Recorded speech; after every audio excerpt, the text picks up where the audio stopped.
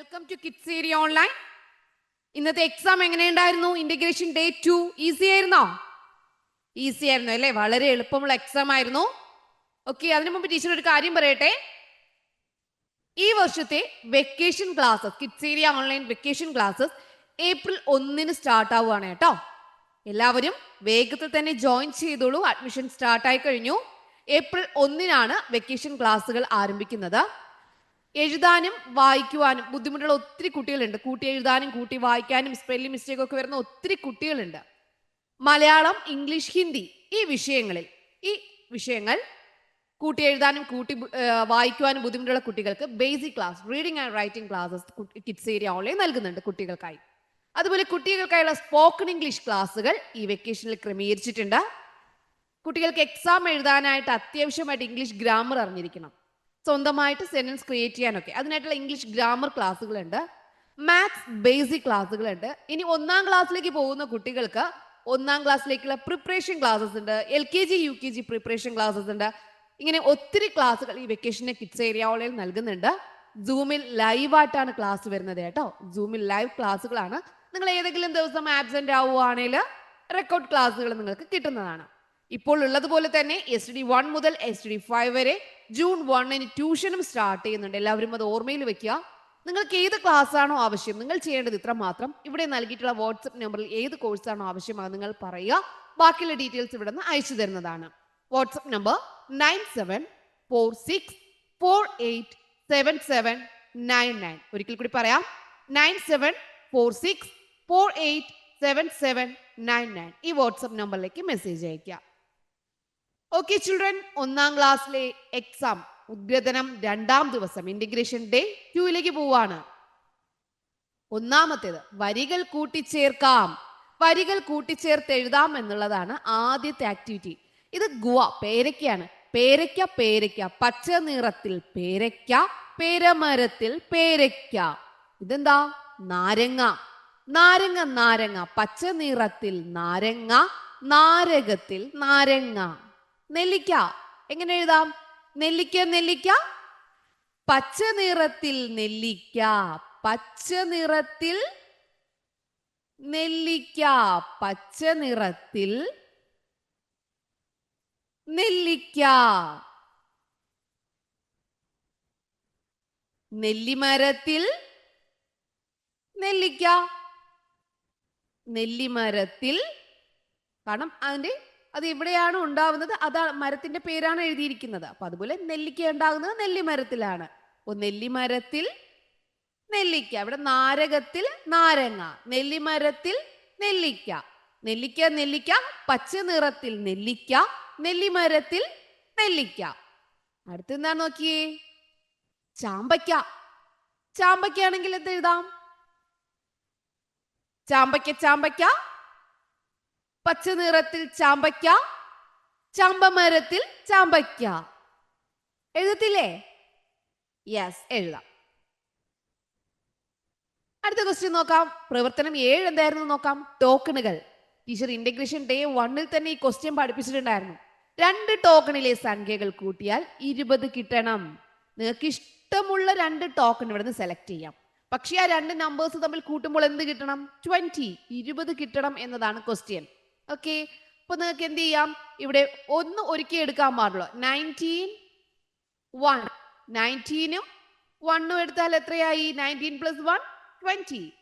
16ഉം 4ഉം 16 + 4 20. വേറെ എന്തെടുക്കാം? 18 + 2 18 2 20 ആയി. ടീച്ചർ ഇത് പഠിപ്പിച്ചിട്ടുണ്ടായിരുന്നു. ഇന്റഗ്രേഷൻ ഡേ 1 റിവിഷൻ ക്ലാസ്സിൽ പഠിപ്പിച്ചിട്ടുണ്ടായിരുന്നു. ഓർമ്മയുണ്ടോ? യെസ്. ഇപ്പൊ എല്ലാവരും കറക്റ്റ് ആയിട്ട് എഴുതിയില്ലേ? 2 നമ്പർ ഒരാൾക്ക് സെലക്ട് ചെയ്യാം. പക്ഷെ 2 നമ്പർ കൂടി കൂട്ടുമ്പോൾ 20 കിട്ടണം, 20 കിട്ടണം. ആമിന, നിങ്ങൾക്ക് ഇഷ്ടമുള്ള തിരഞ്ഞെടുക്കാം. 19 1, 2 കൂടി കൂട്ടുമ്പോൾ 20. ഋതിക 16 + 4 കൂട്ടുമ്പോൾ 20. അനിൽ 18 + 2 കൂട്ടുമ്പോൾ 18, 2 ഫിംഗേഴ്സ് എടുക്കാം. 19 20 കേട്ടോ. 20 കിട്ടിയത് കണ്ടോ? അതുപോലെ 2 സംഖ്യകൾ തമ്മിൽ കൂട്ടുമ്പോൾ 20 കിട്ടണം. അങ്ങനെ നിങ്ങൾ 2 ടോക്കണുകൾ സെലക്ട് ചെയ്യുന്നതായിരുന്നു അടുത്ത ചോദ്യം. ജീവ എടുത്തത് 3 ടോക്കണുകളാണ്. അവയിലെ സംഖ്യകൾ കൂട്ടിയപ്പോൾ 20 കിട്ടി. ജീവ എടുത്ത ടോക്കണുകൾ ഏതെല്ലാം? ജീവ എത്ര ടോക്കൺ എടുത്തു? 3 എണ്ണം എടുത്തു. അപ്പൊ ഏതൊക്കെ എടുക്കാം? 15, 15, 3, 3, 2, 2. 15നോട് 3 കൂട്ടിയാൽ എത്ര കിട്ടി? 15നോട് 3 കൂട്ടിയാൽ 15 കഴിഞ്ഞ് 16, 17, 18 ആയി. 18നോട് 2 കൂട്ടിയാൽ 19, 20. അപ്പൊ ഏതൊക്കെ സംഖ്യകളാണ്? 15, 3, 2. ഓക്കെ, അതിവിടെ എഴുതുക. 15, 3, 2 കൂട്ടുമ്പോൾ 20 കിട്ടിയില്ലേ? യെസ്. നിങ്ങൾ വേറെ സംഖ്യകൾ കണ്ടുപിടിക്കാൻ പറ്റുന്നുണ്ടെങ്കിൽ അതും കണ്ടുപിടിച്ചാൽ ശരിയാണ് കേട്ടോ. കൂട്ടുമ്പോൾ 20 കിട്ടിയാൽ മതി. 3 ടോക്കൺ കൂട്ടുമ്പോൾ 20 കിട്ടണം, അത്രേ ഉള്ളൂ. പച്ചക്കറികൾ. താഴെ കൊടുത്ത പച്ചക്കറികളെ തരംതിരിക്കൂ. വാഴക്കൂമ്പ്, ഇഞ്ചി, പച്ചമുളക്, വെള്ളരി, കുമ്പളങ്ങ, വാഴപ്പിണ്ടി, മല്ലിച്ചപ്പ്, മുരിങ്ങക്കായ, മത്തൻ, മുരിങ്ങയില, ചേന, ചീര, കറിവേപ്പ്, പടവലം, വെണ്ട. ഇത് ഇന്നലെ ടീച്ചർ പഠിപ്പിച്ചായിരുന്നു, ഓർമ്മയുണ്ടോ? ഒരു കവിത തന്നിട്ട് അതിൽ നിന്ന് അടയാളപ്പെടുത്തി പറഞ്ഞു തന്നായിരുന്നു, ഓർമ്മിക്കുന്നോ? ഇന്ന് രാവിലത്തെ ക്ലാസ്സിൽ ഉണ്ടായിരുന്നു കേട്ടോ. ഇന്ന് രാവിലത്തെ ക്ലാസ് ആരൊക്കെ കണ്ടു? അവർക്ക് എഴുതിയിട്ടുണ്ടാവും. ഓക്കെ, ഇലകൾ. ഇതിലെ ഇലകൾ ഏതൊക്കെയാ? ഇലകൾ മല്ലിച്ചപ്പ് ഇലയാണ്. അപ്പൊ ടീച്ചർ അതിന് പച്ച നിറം കൊടുക്കാം. ഓക്കെ, അപ്പൊ നിങ്ങൾക്ക് മനസ്സിലാവുമല്ലോ. ഇലകൾ മല്ലിച്ചപ്പ് ഇലയാണ്, മുരിങ്ങയില ഇലയാണ്, ചീര ഇലയാണ്, കറിവേപ്പ് ഇലയാണ്. ഇത് 4 എവിടെ എഴുതണം? ഈ ഇലകളുടെ കോളത്തിൽ എഴുതണം. ഇനി കായ്കളാണ്. കായ്കൾ ഏതൊക്കെയാ? പച്ചമുളക് നമുക്ക് പറിച്ചെടുക്കാൻ പറ്റുന്ന കായാണ്. അത് ടീച്ചർ ചുവപ്പ് നിറം കൊടുക്കാം കേട്ടോ. കായ്കൾക്ക് ചുവപ്പ് നിറമാണ് കൊടുക്കുന്നത്. ചുവപ്പ് നിറമാണ് കായ്കൾക്ക്. ഓക്കെ, പച്ചമുളക് പറിച്ചെടുക്കുന്ന കായാണ്. നമുക്ക് വെള്ളരി ചെടിയിൽ നിന്ന് പറിച്ചെടുക്കാൻ പറ്റും. കുമ്പളങ്ങ കായ് ആണ്. മുരിങ്ങക്കായ കായ് ആണ്. മത്തൻ കായ് ആണ്. പടവലം കായാണ്. വെണ്ടയും കായ്കളാണ്, നമുക്ക് കൈകൊണ്ട് പറിച്ചെടുക്കാൻ പറ്റുന്നത്. ഇനി മറ്റു ഭാഗങ്ങൾ നമുക്ക് പറിച്ചെടുക്കാൻ പറ്റത്തില്ല. ഇഞ്ചി എന്ത് ചെയ്യാം? നമ്മൾ മണ്ണ് എന്ത് ചെയ്യണം? മാറ്റി എടുക്കണം. ഇഞ്ചി. ചേനയോ മണ്ണ് മാറ്റി എടുക്കണം. കിഴങ്ങാണ്, മണ്ണിന് അടിയിലാണ്. വാഴപ്പിണ്ടിയും വാഴക്കൂമ്പും എന്താ? ഈ കായും അതുപോലെ തന്നെ ഇലയും അല്ല. വാഴയുടെ എന്താണ് പൂ, നമ്മുടെ നേന്ത്രക്കൊലയുടെ കുലയുടെ താഴെയാണ് വാഴക്കൂമ്പ്. വാഴപ്പിണ്ടി വാഴയ്ക്കുള്ളിലാണ്. അപ്പോൾ നമ്മളത് എന്ത് ചെയ്യണം? അല്ലാതെ എടുക്കുന്നതാണ്.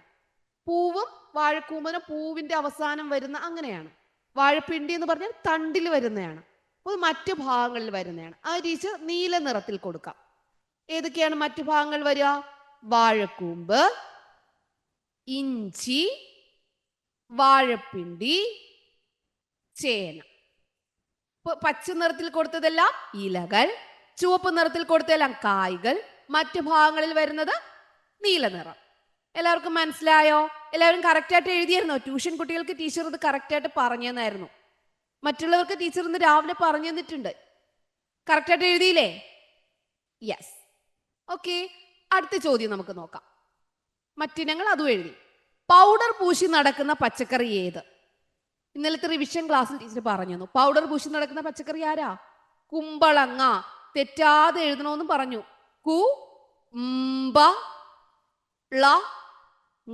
കുമ്പളങ്ങ. കറികൾക്ക് രുചിയും മണവും കിട്ടാൻ ഉപയോഗിക്കുന്ന ഇലയുടെ പേരെന്താ? കറിവേപ്പില. ഓക്കെ, അടുത്ത പ്രവർത്തനം നോക്കാം. അടുത്ത പ്രവർത്തനം ചിത്രങ്ങൾ. ഇതും ടീച്ചർ ഇന്ന് രാവിലത്തെ ക്ലാസ്സിൽ പറഞ്ഞു തന്നായിരുന്നു. ചിത്രങ്ങൾ ചോദിച്ചാൽ എണ്ണി എഴുതണം. ചെറുതിൽ നിന്ന് വലുതിലേക്ക് എഴുതണം, വലുതിൽ നിന്ന് ചെറുതിലേക്ക് എഴുതണം. ഓർമ്മയുണ്ടോ? എത്ര പട്ടങ്ങളാ ഇവിടെ ഉള്ളേ? നോക്കിയേ, എത്ര പട്ടങ്ങൾ ഉണ്ടെന്ന് ആദ്യം നമുക്ക് എണ്ണാം. എത്ര പട്ടങ്ങളുണ്ട്? 1, 2, 3, 4, 5, 6, 7, 8, 9, 10, 11, 12. 12 പട്ടങ്ങളുണ്ട്. എത്ര ബട്ടർഫ്ലൈസ് ഉണ്ടെന്ന് നോക്കാം. 1, 2, 3, 4, 5, 6, 7. 7 ബട്ടർഫ്ലൈസ് ഉണ്ട്. എത്ര ബോൾസ് ഉണ്ടെന്ന് നോക്കാം. പന്തുകൾ എത്രയാ? 1, 2, 3, 4, 5, 6, 7, 8, 9.